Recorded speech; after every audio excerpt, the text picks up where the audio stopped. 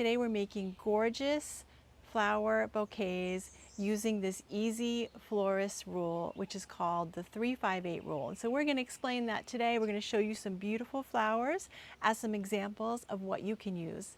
So I'm Lisa from Down to Earth Gardening and Design. I love sharing all kinds of florist and gardening tricks and tips, but today I just have to bring this video to you because my peonies are absolutely stunning this year.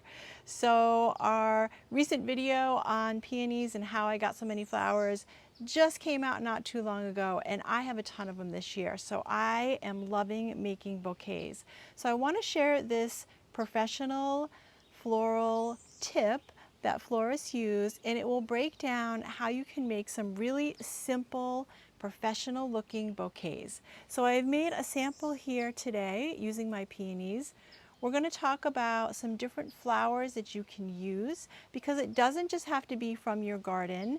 It's really great if you already have them on hand, but you can also go out and purchase some different flowers, put them together yourself, or you can do a nature walk and use some wildflowers. So you can get creative. So I'm going to give you some different options and show you what I have in my gardens.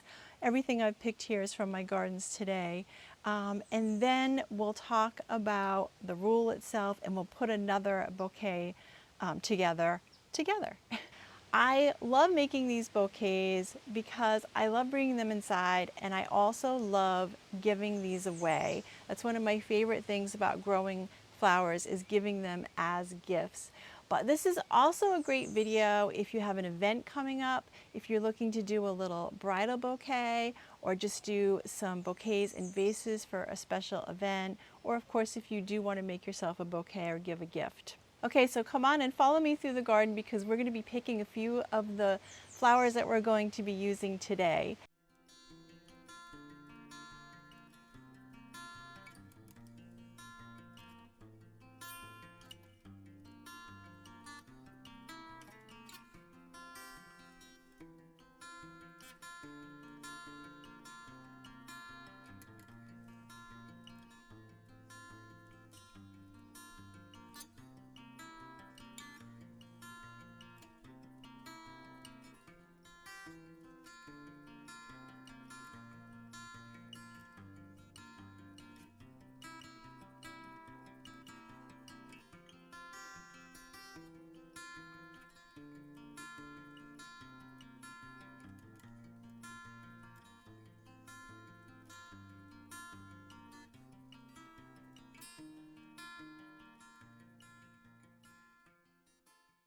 You got to see a few of the flowers we're working with today. So also, I'd love to hear any of your questions or comments. So if you have any questions on what I'm using today, please feel free to throw up a comment, and I will definitely try to get back to you because we have some beauties in the garden.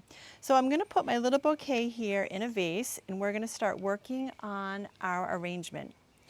So remember in the beginning of the video, I said it's peony season. So that is going to be my focal flower. Your focal flower really should be your hero or your stunner. So I'm using peonies, but you could also use, depending on the time of year, some beautiful tulips. By the way, they have some peony style tulips. You could use sunflowers, you could use dahlias. So get a little creative and choose something that really wows you. Okay, next we're going to be using our secondary flowers. So the secondary flowers are going to add some color and some texture. So think about colors, textures that complement your focal flowers. All right, and last but not least, we're going to be using our fillers. So our fillers are going to add some structure and then also some movement. So I have some different fillers in my bucket here today. Okay, so again, the exact flowers and greenery that you use isn't the important part. The important part is the formula, so the numbers. That's where the trick is explained. So for your focal flowers, you want 3. So 3 of those. So let's go ahead and start building our bouquet because we're going to start right there with our focal flowers. This is tough for me because I have some really gorgeous peonies here. So we'll choose 3. And then I already have my buckets prepped, but you want to make sure that you take the foliage off the bottom of the stems so that the foliage is not sitting in water. So 1, 2,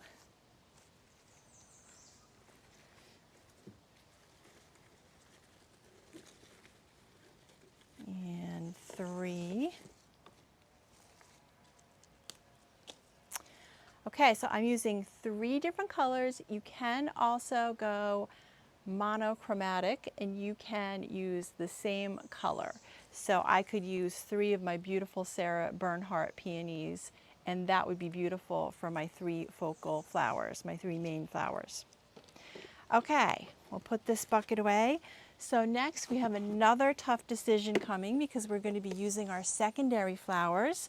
So remember, these are for color and texture, so they should complement your focal flowers, and that's going to be really tough. So the daisies look really stunning.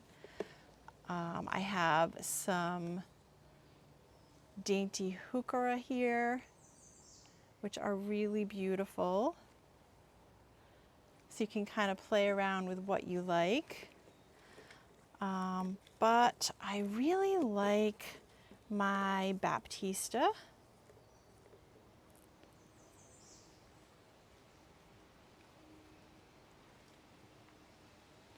So we'll go with that. Okay, you're going to need 5 of these. I don't worry about the length of the stems right now. I'm just holding this in my hand. And if it's easier for you at home, you can also be building this in a vase. So we're going to need 5 stems.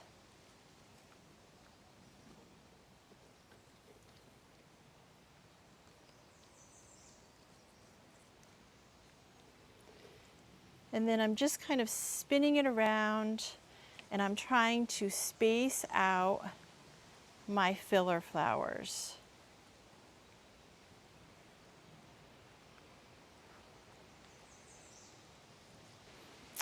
Okay, and last but not least, we're going to need 8 more stems. This is going to be our foliage here. So again, you can play around. I've got some of my Japanese sedge grass, which is really pretty. Or I have some coreopsis that I picked here. It's still budded, so it's a great time to be using this for texture.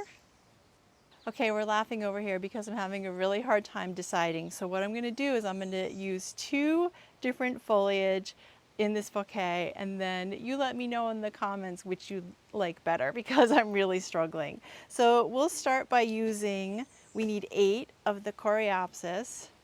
So 2, 3, remember we're spreading them out, 4, spinning, 5, 6, 7,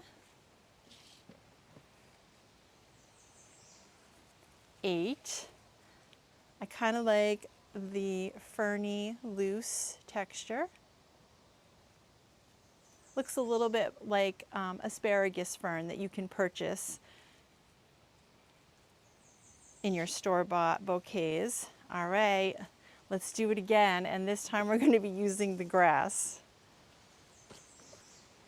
And you can see how loosely I'm trying to hold this just so I can kind of play around and keep things spread out. We don't want too much of it clumped together because the whole idea of using this 3-5-8 flower rule is that you're not going to have that rigid, tight bouquet. You're going to have something a little more natural looking. All right. 1, 2, 3, 4, 5, 6, 7. We'll put one over here. 8.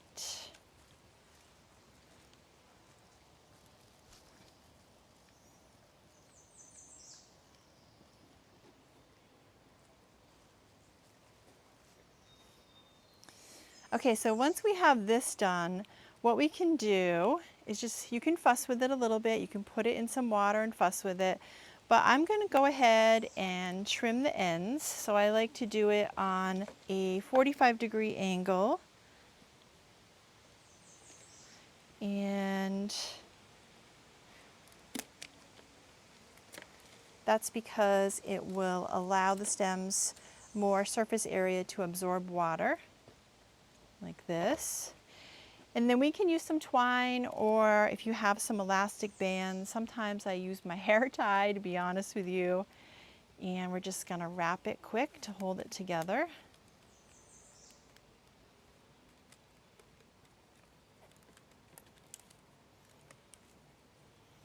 Now, depending on the vase that I'm putting it in, or the container, I might need to trim it down a little bit. We'll find out. Okay, so I'm going to say this one is my favorite because I really love the color combination and the wispiness of the grasses here. It gives it a little bit of movement too. All right, so then you're just going to put it in some fresh water. And so that's one.